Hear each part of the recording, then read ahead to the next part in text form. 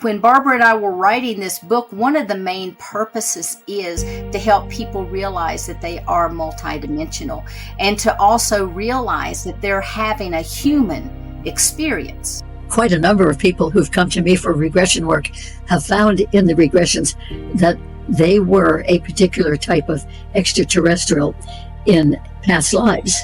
In fact, one woman who did quite a number of regressions with me with an abducted human man. And so she was one of the beings standing at the table doing the healing, and they were emphasizing a method that they called healing the energy code point. That was a wonderful example of somebody who had had a number of different lifetimes as various types of extraterrestrials. And then also talk about timelines, which is one of my favorite topics because, we've got our personal timeline, which is our individual timeline based on the choices that we are making. But then that feeds into a collective timeline and that collective consciousness. And then we've got our linear timelines like past, present, and future. The thing that I think that we're all experiencing right now is that convergent timeline where all of these different timelines are beginning to merge into one. If we could sum it all up, it's that they are here to raise the consciousness of humanity. And they do that in many, many ways. They all say very similar things about their missions, their purpose, and they emphasize that we are all one. All of us, not just all of us humans and all of us life on Earth, but all of the other kinds of life forms out there in the whole cosmos. We are all one.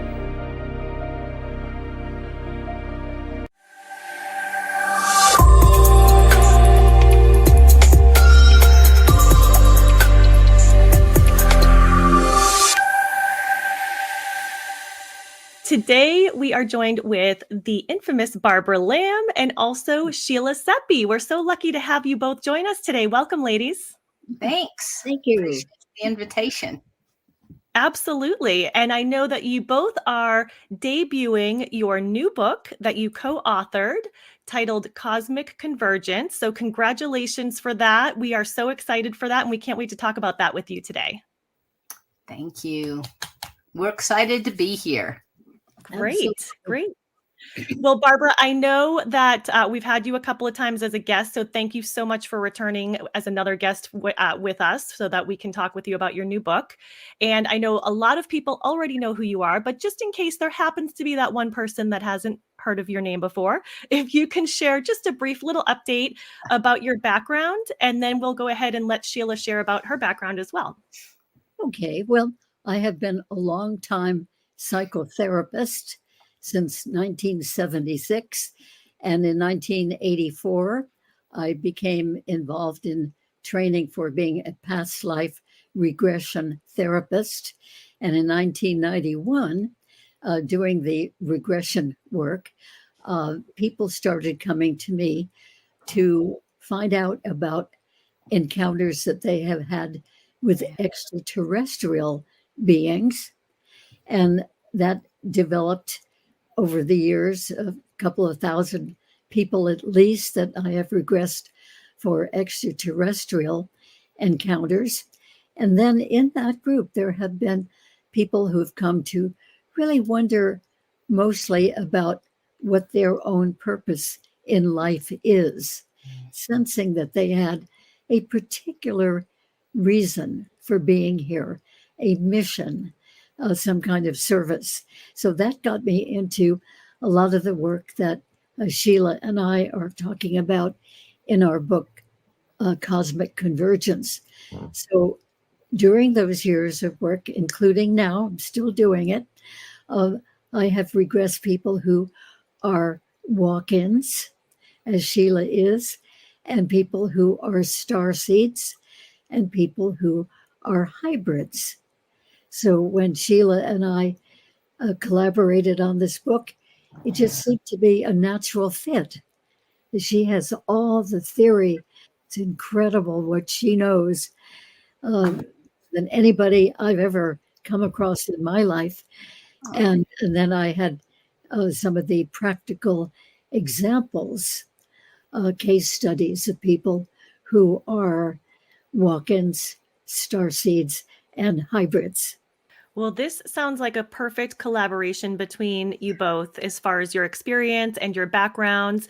And Sheila, I would just love to hear from you a little bit more about your background as well. As Barbara just mentioned, you are what's considered to be a walk-in. Mm-hmm. So I guess for anyone that's listening, in case they have not heard the term walk-in before or are familiar with what that is, if you could kind of start by sharing with us what exactly is a walk-in, and then maybe share a little bit more about your background with us as well. Sure. So there are many different types of walk-ins, which I'll get into in just a moment. But basically, the traditional term for a walk-in is when one soul leaves and another soul comes in. So it's kind of a soul swap, if you will, except for the soul that is vacating the body actually goes on to serve whatever their next step with their next adventure is. And the new soul will come in and assume life just as if the other soul was still there. And so for me, I can honestly tell you, had this experience not happened to me, I wouldn't have believed such a thing possible, because I was not raised that way. I was raised, I was very traditionally Christian. I'd never read a metaphysical book. I had absolutely no foundational knowledge about anything related to the soul outside of what I was taught in the church. But I was a very, very sick person. And in 1999, by the time I was 38, I had already been diagnosed with bone cancer, brain tumors, fibromyalgia, chronic fatigue. I used to walk with a cane. I had erythema nodosum. I had the beginning of multiple sclerosis and RA. And I mean, honestly, I don't know if there's anything else that my body could have taken at that time. Now, this was over a 20-year period. However, my body was extremely depleted, and I went to bed that way. And it felt to me like it was around 7 o'clock in the morning, but it was as if someone had reached down, grabbed me by the hair of the head, and pulled me bolt right up in bed. And then it was like lightning ran through my body. Then I was in white space, and I don't know how long I was in white space, but I know I was out of pain. I was very peaceful. It's what a lot of near-death experiencers describe as their white space. And I had never really considered, I mean, maybe I am a near-death experiencer, but all I know is I was in this white space. And the next thing I know, I'm sitting in bed and my peripheral vision starts coming in, and then my frontal vision. And as I'm sitting there looking around the room, it's kind of like, well, first off, why am I sitting up in the bed? What just happened? But everything was the same, but everything felt different. And I didn't know just how different that different was. But as I got up and I started moving around the room and I walked by my mirror, I caught my reflection. And I remember stopping and just staring at myself for the longest time. I was looking at my hair and my teeth and my eyes. And, it was like I was looking at myself out of someone else's eyes. And I didn't understand how true that really was for a long time. But as I began to move throughout that morning, all of a sudden I had past life memories. And you have to understand, I did not believe in past lives at all. And people have said, oh, have you read this great book by Shirley MacLaine, Out on a Limb? And I'm like, no, and I don't want to. I don't believe in past lives. That's the biggest cop-out I've ever heard. How naive was I? However, or silly, one of the two. But I had never heard of past lives. I also had all of this universal knowledge that I've been able to still retain a lot of that, but I didn't understand it at the time. And then I had all these healing methods and modalities that started flooding my mind that I'd never studied. So that was, my first inkling that there was something really weird going on. And then I all of a sudden was clairvoyant, clairaudient, clairsentient. All the clairs were just wide open. I was seeing people, hearing people. I was freaking out because I didn't know what was going on. And literally over the course of the next few days, I really determined that I was having a psychotic break because I had studied just enough psychology to be able to start diagnosing myself. So I thought, well, maybe I'm schizophrenic. Maybe I'm having paranoid delusions. Maybe I'm having a dissociative disorder, because the scariest thing about all of it is I didn't have all of my memories intact.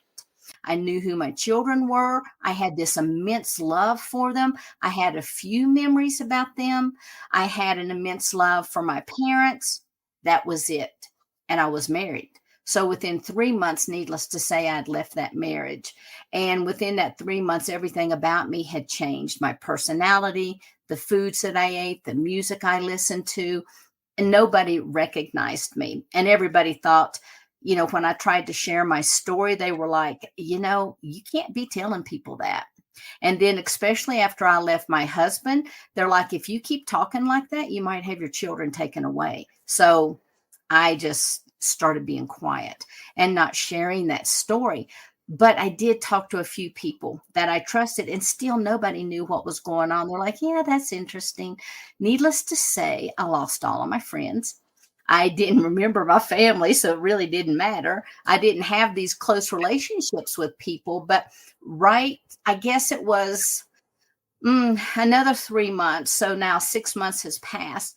I took a new job in a different state, and I found my first spiritual teacher because, when this was all happening, we didn't have, I'm sure the internet was there, but it wasn't something that we used regularly. So I'm flipping through the phone directory, trying to figure out what type of amenities and services are there for the kids, what's the name of all the schools, all of that. And I turned the page, and it was almost like this light shone on this one. It was an advertisement. It was about a business-sized card advertisement in the back of the phone directory for spiritual counseling. And boy, did that have my name all over it. First, it's like, okay, nobody knows me here yet. I can go to this counselor. I can get a little pill. I can pop it. Because remember, I was still in that Western medicine model. I, get my pill, pop it. Everything will go back to exactly the way it was.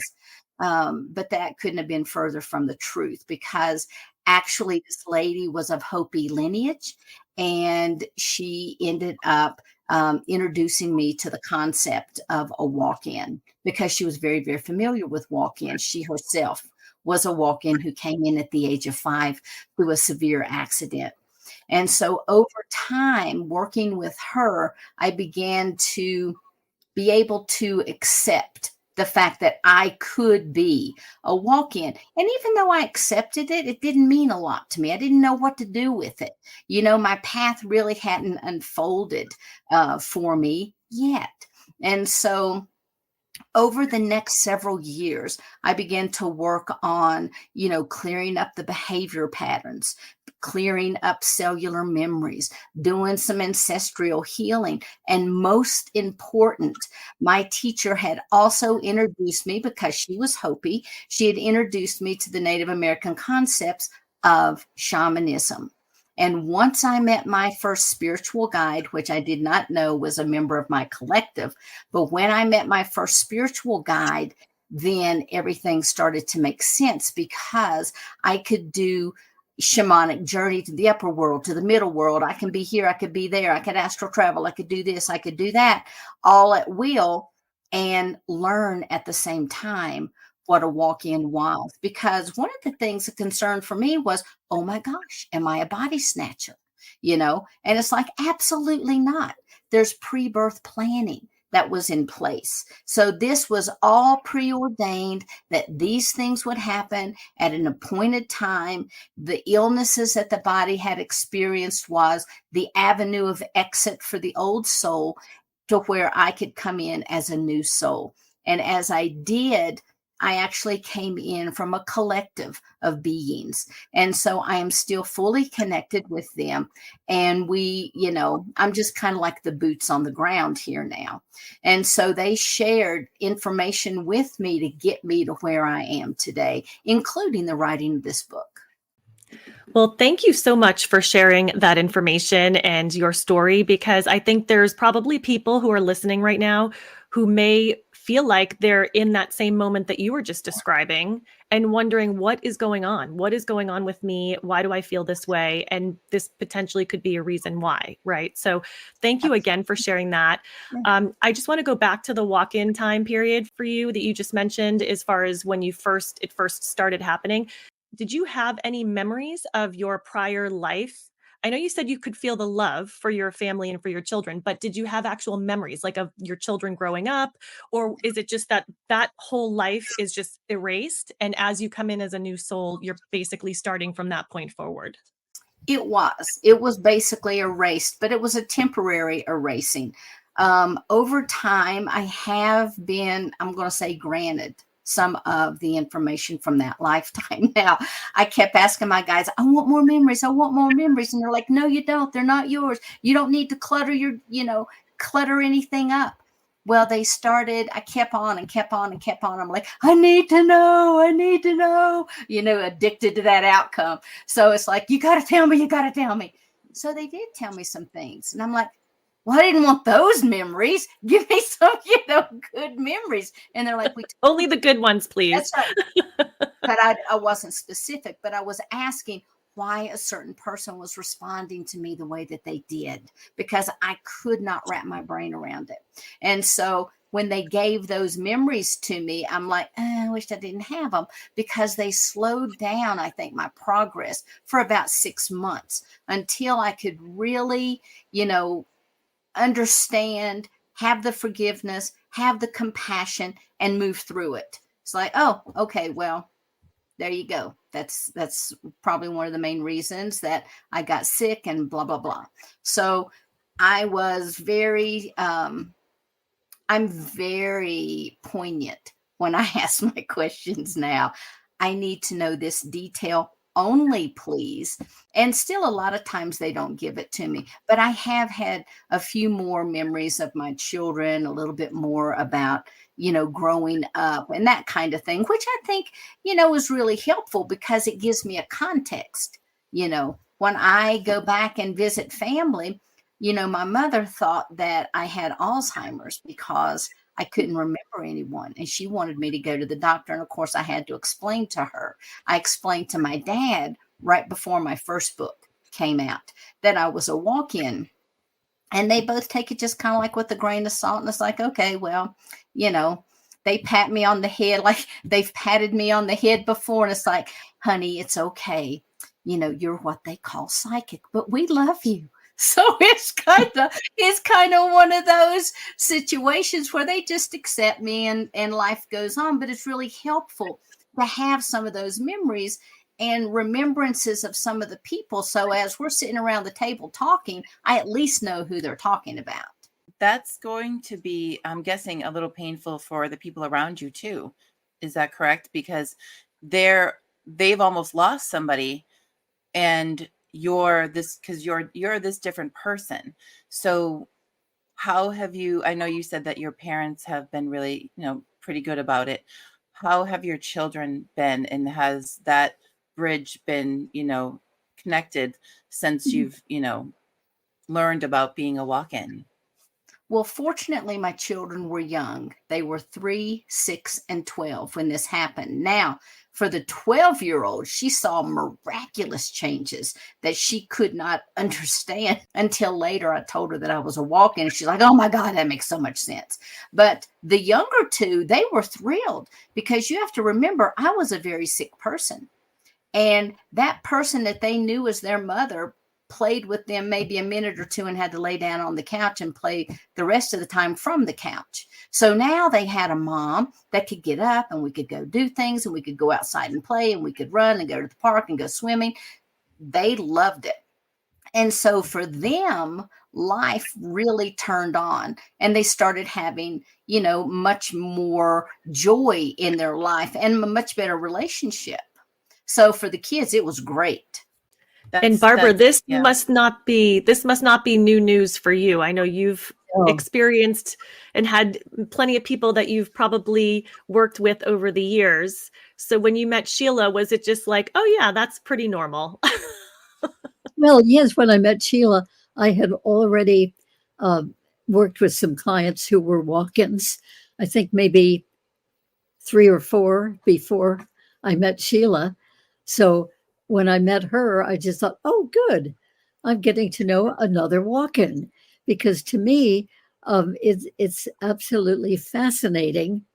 And the people that I knew before her, I liked very much.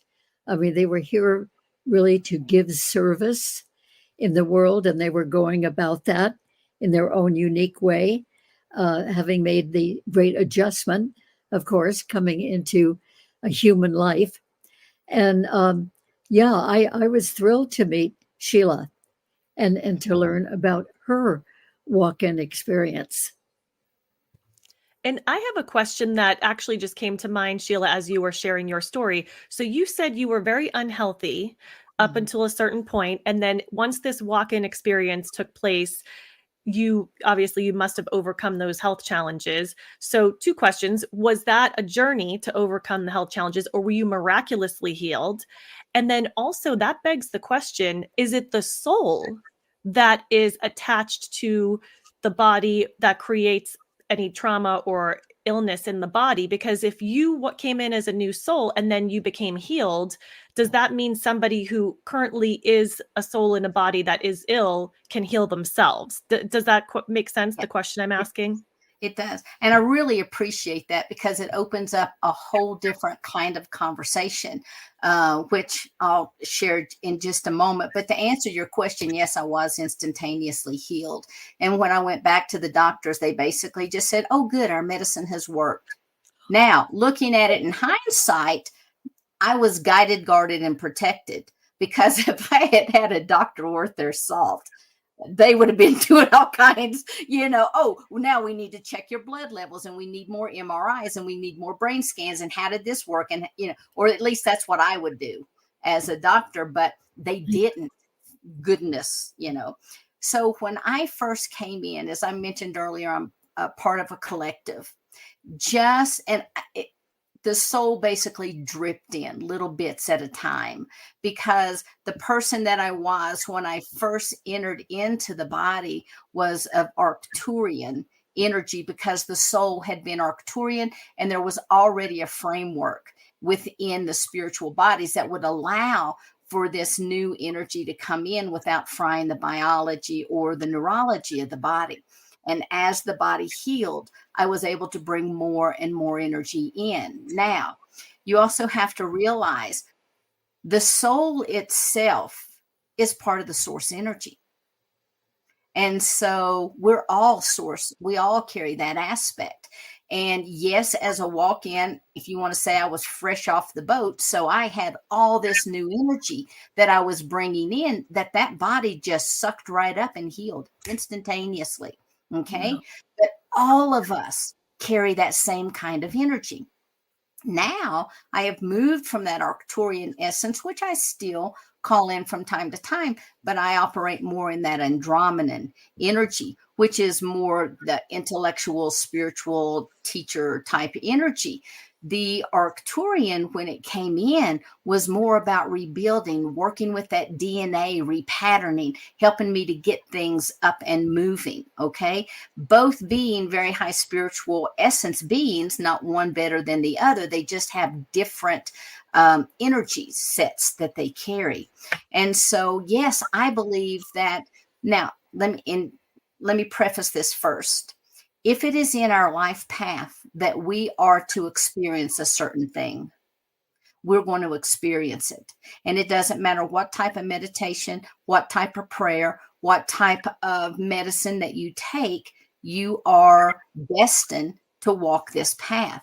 But if you have an illness and it's not within your path to experience that, then yes, you can well, maybe not instantaneously, but you can heal yourself. You most certainly can, because you are source energy. When Barbara and I were writing this book, one of the main purposes is to help people realize that they are multidimensional, and to also realize that they're having a human experience. period. If you want to look at this vessel that we're in, it's more like our spacesuit for planet Earth, because we've had other experiences. We may have been angelic beings. We may have been extraterrestrial beings. Who knows what we have been? Because we are part of that source energy, our experiences just continue and continue and continue, because we want to grow. Yeah, that quite a number of people who've come to me for regression work have found in the regressions that they were a particular type of extraterrestrial in past lives.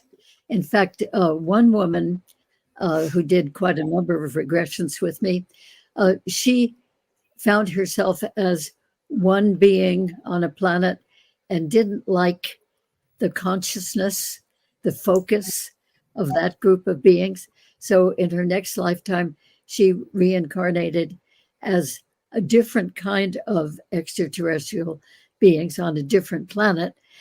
And then subsequently, we went through about 3 more lifetimes in which each one she had been a different type of extraterrestrial on a different planet. And in the last extraterrestrial lifetime that she did, which was her most recent lifetime, she learned about healing modalities. She was being taught healing by her fellow beings. It came up that she was doing healing with an abducted human man. And so she was one of the beings standing around the table doing the healing. And they were emphasizing a method that they called healing the energy code point. Well, before we got to that regression, that last one that we did, she had left her corporate business job. She was really climbing the ladder very successfully in a big corporation and would have continued to have a good career with that. But she had, not knowing about this extraterrestrial lifetime and learning about healing, she had suddenly become extremely interested in being an energy healer. So she had left her job by the time she came to me for regressions and was already doing healing. And that was back in the 1990s. We did this work together. She's still doing full-time healing in a healing clinic. So that's just really great. But that was a wonderful example of somebody who had had a number of different lifetimes as various types of extraterrestrials before coming in to be a human in this lifetime. Yeah, thank you for sharing those stories. They're always so fascinating. And I know you just mentioned there, and also Sheila, you had mentioned with your experience, some things that changed in those people's lives, in your life, that signaled you in a way that this experience took place. What are some other symptoms or signals that people can look for in their life if they're wondering, this may be what I'm experiencing, but I'm not quite sure? Like, what are some other triggers or signals that you've heard other people share about, or your own experience that you could share? Well, I'd like for Barbara to talk about the hybrid, because they're just a little bit different, I think, than the walk-ins and the starseeds, because a lot of times when a starseed awakens or a walk-in understands that they are a walk-in, the signs and the symptoms, if you will, are very, very similar. Just like with me, all of a sudden they may have a career change. They may change their status in marriage. They may have cravings for different foods. Their entire beingness may change. All of a sudden they start wanting and have a calling to read metaphysical things, or they want to go outside and just stare up at the stars. And many starseeds say that they have such an ache, such a longing for home, but they're like, well, I am home. I don't know why am I feeling this way? And I know I have felt that way some too. So walk-ins and star seeds really have a lot in common, including that all of a sudden the clairs can turn on. Clairsentience, claircognizant, everything can just turn on with no explanation. And it's because of this awakening energy. So even like with the star seed, in my case where I healed, when a star seed awakens, most of the time what happens, it'll kick in gear their gifts. And so if you wake up and all of a sudden you have all these gifts, or you have this a strong intuition, or sometimes they have a deep spiritual awareness. I know I had a lot of unusual dreams, and starseeds will talk about having unusual dreams or a fascination with like space and the stars, or all of a sudden they start, I just feel different, or something's changed in me. But one of the main things I think is this very strong sense of mission, because with me, everything in my life is driven by the mission. Thank goodness I have a husband and children that are very supportive of that.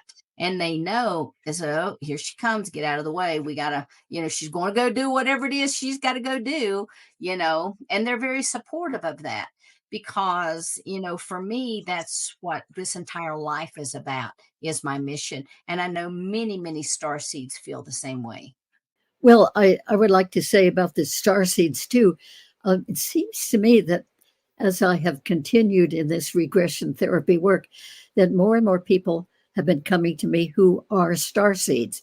Now, they don't put the word to it. They don't call themselves star seeds. But in working with them, it comes out more and more that, oh, they must be a star seed. So they have, well, all three of these groups, walk-ins, star seeds, and hybrids, have a lot in common, and some differences too. The star seeds are very intuitive.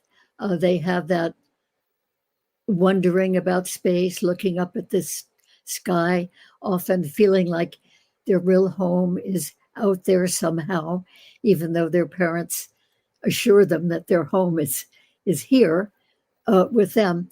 But they have a lot of these psychic abilities and so forth. And sometimes they have unusual dreams, or just kind of like memories or almost visions of something else, some other place, some other realm. And they have lots of synchronicities, and they have spiritual practices that they do usually.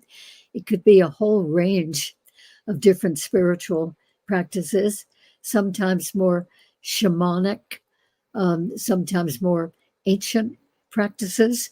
Anyway, a whole variety of spiritual practices that these star seeds have. Some of them just sort of make it up on their own, or that is, discover it on their own.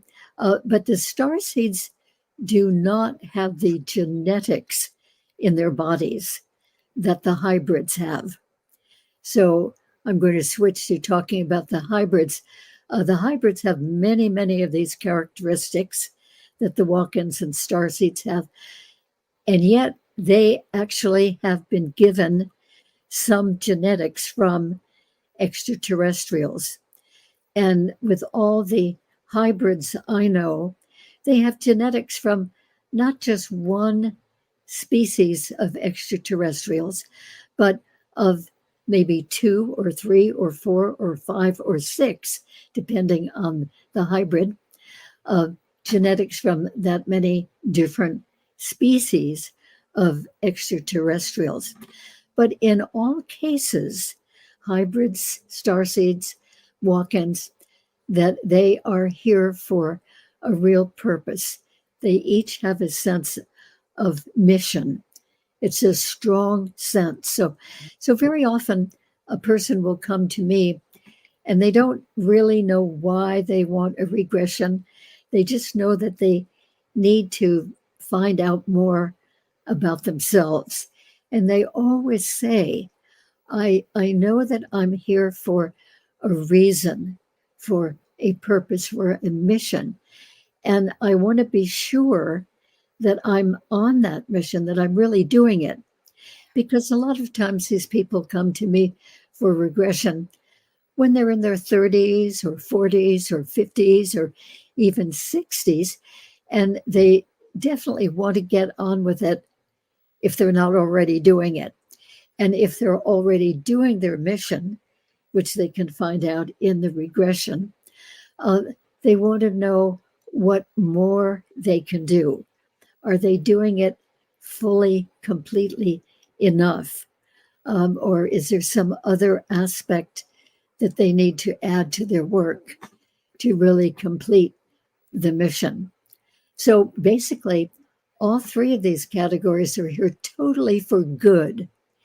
And the beings that they come from or have connection with one way or another, or who were those beings in previous lifetimes, those beings, as far as we can see, are completely benevolent, completely loving of humans, loving of the earth, and they really want to help.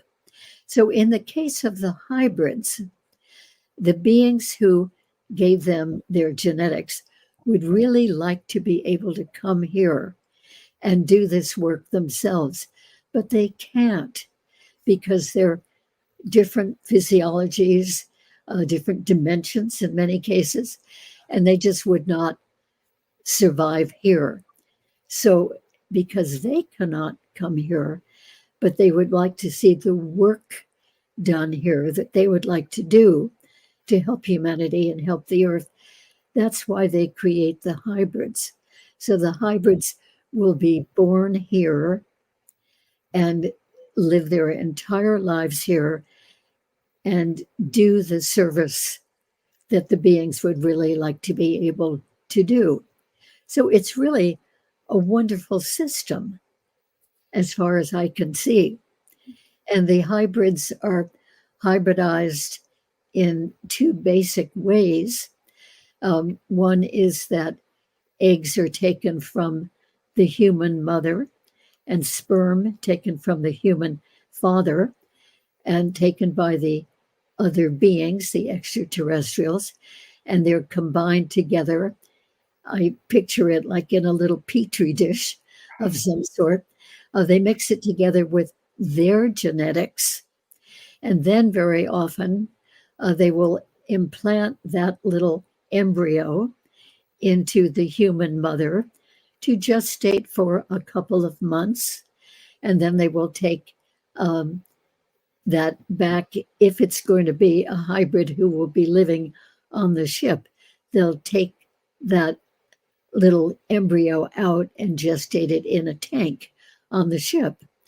But for the hybrids who are here, they will let that gestation happen full term so that that little embryo gets to develop into a fetus and is born here on Earth from the Earth Mother in the way that we all are born. And so that hybrid, right from the very beginning of life here on Earth, is living here completely. So anybody would think that, oh, of course, that's a human.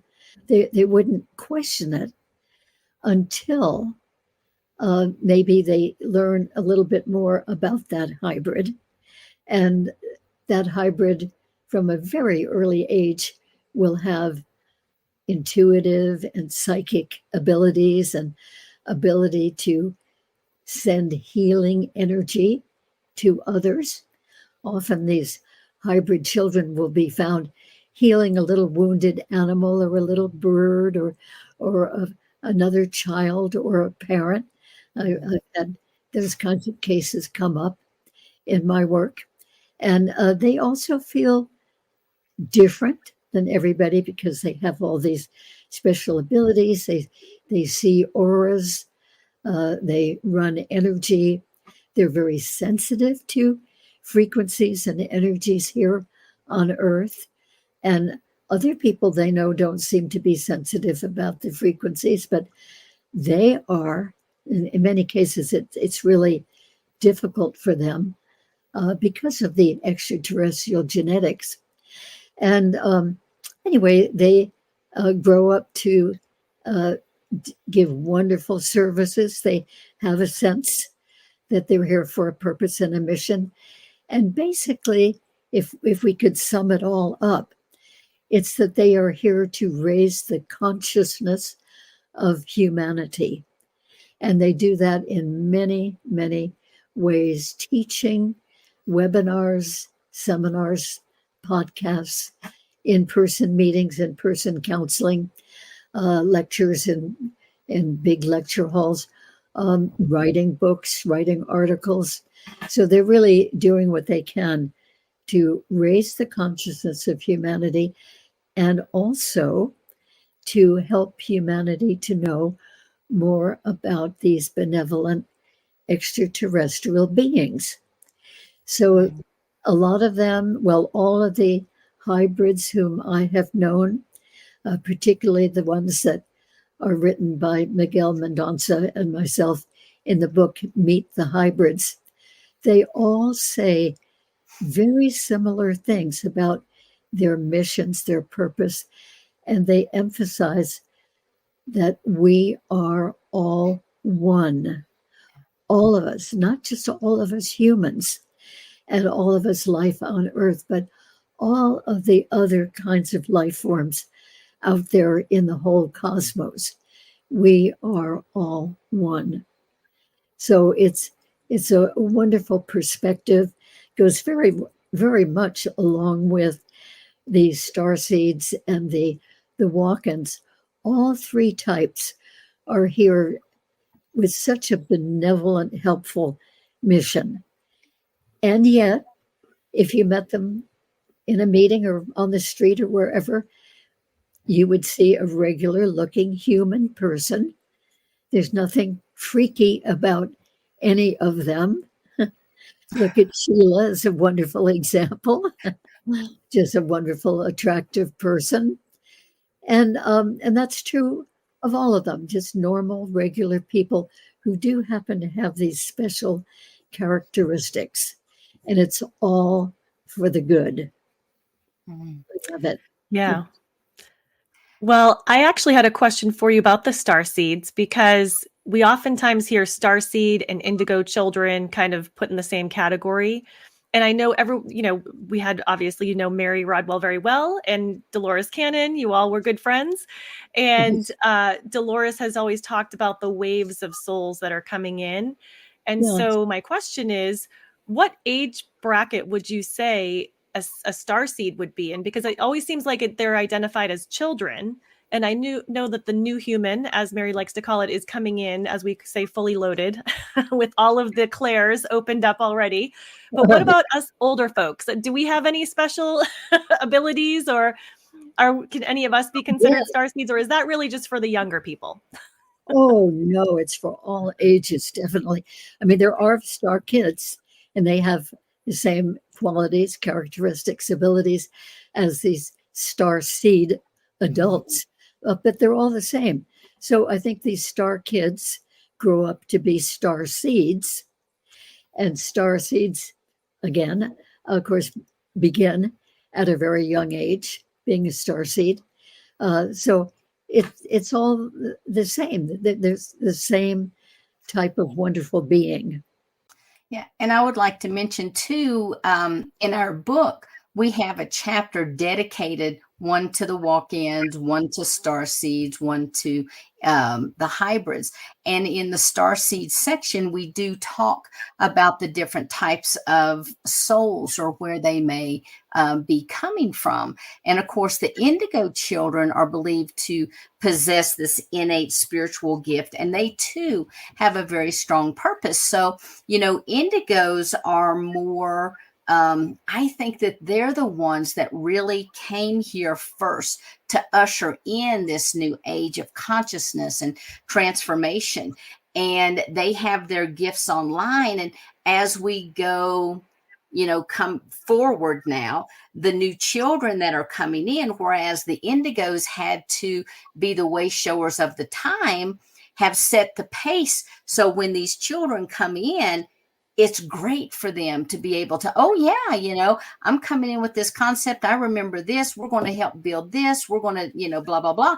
And it would not be possible for the crystalline and rainbow children had it not been for the indigo children. Right. They really, really paved the way. Yes. And they were kind of the movers and the shakers. Absolutely. Yeah. That was bringing me to my next question. Oops, sorry. Go ahead, Barbara. Not that the others are not movers and shakers, but the indigos were more, let's go get them, Right. really kind of feisty, stirring up things. And the crystals and the rainbows children are really doing their very important part, but not quite in that style. And you talk about this in your book, is that correct? Yes. All these star seeds. Absolutely. And I understand you also have more sections in this book, which sounds absolutely lovely, to both the advanced like Tara in all of this information and the intermediate beginner like myself. Like, it's a must read because you also talk about dimensions. Yes. Right. I do. And, I start the book out with that because for me, one of the whole reasons that I wanted to write this was so that people understood that they're multidimensional beings and everything that encompasses, and to really give them the skill set to be able to understand what that means. And so for me, everything that I write about has to come from my perception or the things that have been shown to me from my collective. And so dimensions to me are just different perceptions of reality. And let's say you jump, right now we're in the 3D. This is where form takes shape and where humanity begins to populate this particular thought process. It's like, oh yeah, we're all human. We all see each other. Okay, great. And that 4D is where a lot of people say that we're operating. And this is the perception of where time begins to become more ethereal, but it's also about that astral realm. And within that astral realm, even Dolores Cannon talked about those 3 different realms within the astral. And so you've got that first layer, which is the closest to Earth, that second layer where all the halls of learning, the Akasha records, everything, the schools of learning, that's where that's located. Then you've got that third realm, which is paradise or heaven. But you've got a lot more after that. Okay. So we talk about that in the book as well. Then I talk about densities, because densities themselves is the space in which everything vibrates at a different frequency. And so that helps us to be able to, talk about not only the physicality, but also the way that our consciousness evolves. And then I also talk about the harmonic universe, which to me is the container in which our dimensions and densities are held. Then I go on to talk about the planes of existence. Now, in the planes of existence, we go from the physical, which everything is matter or, is governed by the laws of this planet, up to the monadic plane, which is the highest level existence, which is the realm where divine and all plans for all universes, all of anything that is created goes to. And then also talk about timelines, which is one of my favorite topics because, we've got our personal timeline, which is our individual timeline based on the choices that we are making. But then that feeds into a collective timeline and that collective consciousness. And then we've got our linear timelines like past, present, and future. But then we have our divergent timelines, which can branch off from our primary timeline to create alternative sequences of events. And then the thing that I think that we're all experiencing right now is that convergent timeline, where all of these different timelines are beginning to merge into one. And I think that that's where we have a lot of people who are coming to us from, they have different thoughts or different memories, such as the Mandela effect. So, a lot of people remember Nelson Mandela dying in prison, but then a lot of people remember he came out. He was very active, and then he died that way. And there's something with the Bernstein Bears. I mean, there's example after example.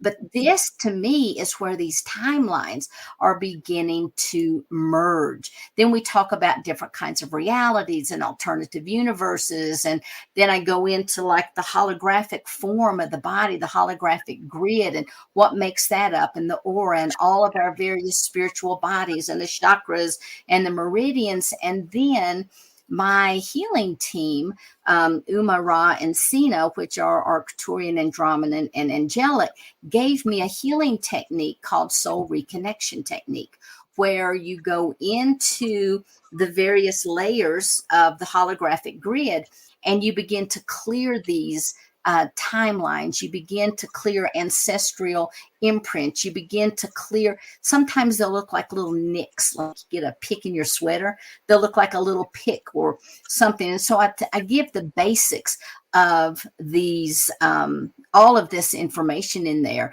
including the ley lines. And the reason I want to do that is so that we can see that we are so much more than we've been told that we are. Then I even talk about the ascension process, because to me, we all began with source, and then source has this etheric, obviously we have the fabric of the universe, but within there are the templates of creation and the blueprints of creation. We talk a little bit about that, and then how you take one of those little blueprints, which is for humanity, and then we create a master oversoul from which all the oversouls come from. And then we have our families, and we have our soul groups, and then we have our individual, and then we have our multidimensional experiences, which my group, my collective, has explained as this fist is our oversoul. Then all of these little fingers are these multidimensional experiences. But each of those fingers also represents what's called the Shantias Khan. And within the Shantias Khan, we have all the components that we need for this lifetime, all of our choice points, all of our decisions. We have our birth plan. We have all the spiritual body components. We have our, what I call the higher self strand. And then we also have the soul energy, which is once that higher self becomes denser and denser and it attaches to the physical form, becomes the soul or the personality of this lifetime. So we talk about all of those things. So by the time we get to talking about walk-ins and starseeds and hybrids, and then Barbara brings in these beautiful stories of examples of people that she has regressed. I mean, this is a textbook you got to carry in your purse, ladies. It seems like it. It seems like it. It seems like I need to run out and buy this right now. I feel like you can get it on Amazon right now. Yes. Is it like this thick? Because everything you just covered was a lot. I know it is. And look at, can you see this? Yeah. Oh, wow. Yep. It is actually. Oh, yeah, actually, it's not too bad. It's 221 pages that you will just not be able to let down. You start reading it. That's a bang for your buck. You'll be up all night. That's a great bang for your buck. That's worth it. I feel like I just went to university.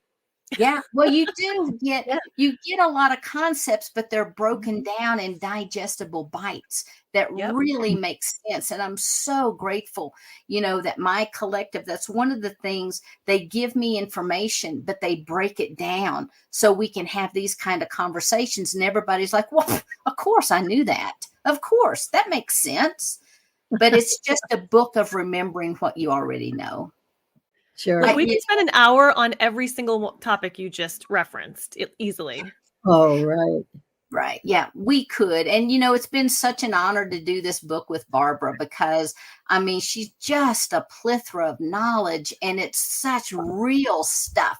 Everybody's like, I need a hypnotherapy session. Call Barbara Lamb. You call Barbara Lamb. Call Barbara Lamb because, in this industry, I really think that, Barbara, you are the cream of the crop because you've had such diverse experience, and it's real. Mhm. You know, you're hearing Yeah. this from other individuals and their perspectives. These You know, are whereas when real I'm writing, yeah, real yeah, people with real experiences, and it's wonderful to be able to go to that deeper level so they can learn things that they wouldn't with their ordinary conscious mind. You know, they find out all kinds of things that they really appreciate knowing. Yeah. And Sheila, she is like nobody I have ever known, in the sense that not only that she's a walk-in, but just the sense that she knows so incredibly much, mm, and she is so effective in getting information out to people. And she's written things. She gives conferences. Uh, she's writing. She is just doing so much. It's just absolutely amazing. And she's a very Absolutely. I'm going to precious give you one. a Marvel name. It's going to be the Cosmic Wonder Woman. Yes, that's what you are. The cosmic I accept that. Yes, yes. Good.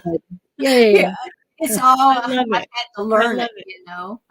But it comes easy. It really does. Like with Canva and the graphic artist, you know, I mean, I can do all of our promotion stuff because it's just fun. You know, thank goodness they bring things to me that really fuel my passion. And so, you know, one time I told him, I'm like, you know, one lifetime here is just not enough. This is not Well, acceptable. that's funny because I feel like it's more than enough. Oh, I find it so fun. That is so, Well, so what cool. would you have said if we asked you that before your walk-in experience? I would have said, get me out of here as No. quickly as possible. Yeah. But, you know, I think the cool thing in knowing is that we're souls having this experience. And if we can rise above and look at the mundaneness or the problems or the frustrations and just realize, oh, what am I learning from this? Or, oh, maybe I could actually drop into gratitude for that person that's triggering me because they're helping me to heal. Yeah, I And think so we start to shift our perspectives, that shifts us into these higher dimensional realms.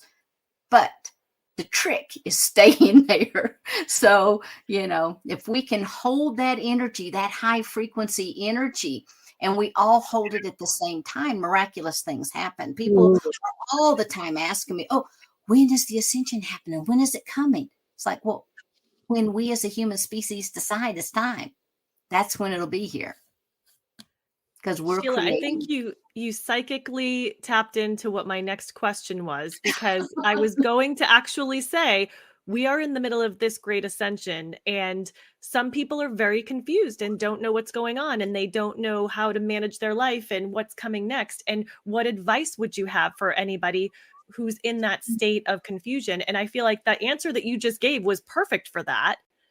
And so thank you for sharing that. It is, but some real tools is to understand that as people's light turns on, literally the cellular light within their DNA starts to turn on, they find less and less things more tolerable. So it's not that all of a sudden things are worse than they were 100 years ago. It's just that the players have changed, the scenarios have changed, but everything's exactly the same. But we're seeing it with different eyes. And the more light that there is, the more shadows that we see, what was lurking in those shadows. And so we ourselves not are just looking around at what's going on, but we also have to look at ourselves and say, oh, yeah, I don't really like the way I respond. So we might have to do a little bit of shadow work on ourselves too. Absolutely. Well, this was so much fun. Thank you both so much for joining us. We have thoroughly enjoyed this conversation. I feel like every talk we have, we just get that much more enlightened. And, you know, we're growing and growing as we go with these conversations. So thank you for your time and sharing all of your knowledge and your experience with us. And congratulations on the new book. And people can get that on Amazon. We will be sure to put the links in the description of the video for where they can go to get the book. And I absolutely 100% recommend it, which I'm going to get it as well, because it sounds like it is packed full of great information. So if you're somebody that's going through this awakening process and you're confused, this I think is a must-have. So this will be, as you mentioned, sort of like a textbook as far as what to do and where to go next. And I know you both have both podcasts, YouTube channels, websites. We're going to put all of that in the description. But just before we wrap up, ladies, is there anything special that you'd like to leave the audience with? Well, I always like to let people know that you are so much more powerful than you've been told that you are. And having the memories that I have from the other side, I also want you to know that you are never, it is impossible for you to be alone. It is impossible. You are so surrounded, guided, guarded, and protected and loved that really just drop into that and accept that because it's real. Oh, wonderful. And I would just like to add that there's so much more going on in this cosmos in reality than many, many humans have any awareness of. There's so many beings, so much consciousness, so much spiritual energy everywhere in the whole cosmos as well as here. And to open up to all that is a wonderful thing. Well, thank you both so, so much. We are so privileged to have you join us today. And we just thank you and we honor you and we appreciate your time and energy. Thank you. Thank you.